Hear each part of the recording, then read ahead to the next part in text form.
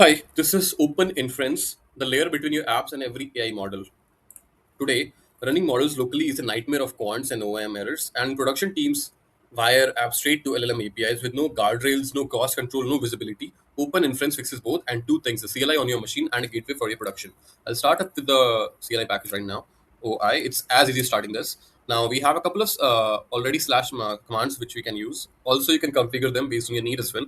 So set up, picking up a goal, scanning hardware, installing a model, searching the catalog, updating the catalog, recommending based on the current specs of your machine, installing as simple as npm package. Using, if you have a couple of models installed, then you can use them as well, an infinite list of all them.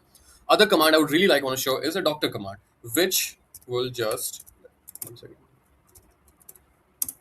When local AI feels slow, runtimes hide the reason. OI doctors surfaces the truth. Is the runtime up? Is the model really on the GPU? What speed can you expect? Diagnosis and fix in one command, actually. That's about it. So doctor command is really good about that part. I'll just another do one thing is why I'll start again. How to serve this open source model? Hi, what's your name? What is your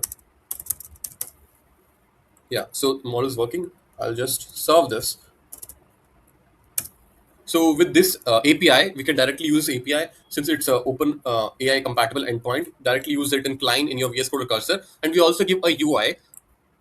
I'll just copy this. So we get a UI for this as well, and we can use the same playground over here, the Docker command catalogs of all the lists what we have. So yeah, that's about OI. Yeah. So this is our AI gateway. Every LLM request in the org routes through it. It's just not a proxy. It secures, tracks, and prices every call. Let me create a real API key and show you. We have providers over here. These are most popular default providers in the market, and we have used Groq API key.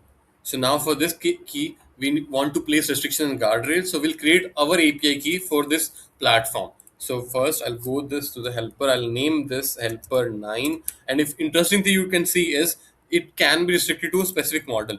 So now Grok offers at least 10 models. So I'll just use this Quen 27 billion parameter model. I'll choose it. This is the key for that. I'll copy this.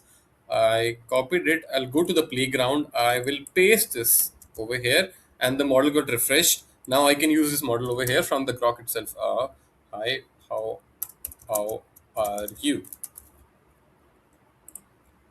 So if you see, it's working over here. Now the best part about this is we can see the overview of it, 16 requests, how many tokens and all that part. We can see tenants who have been using our keys as well, who give access to, we can budget the key over here. We can experiment with it. We can cache as well. And we can all provides as well. We can request, we can audit, everything can be done over here. This is about a API gateway for LLM keys.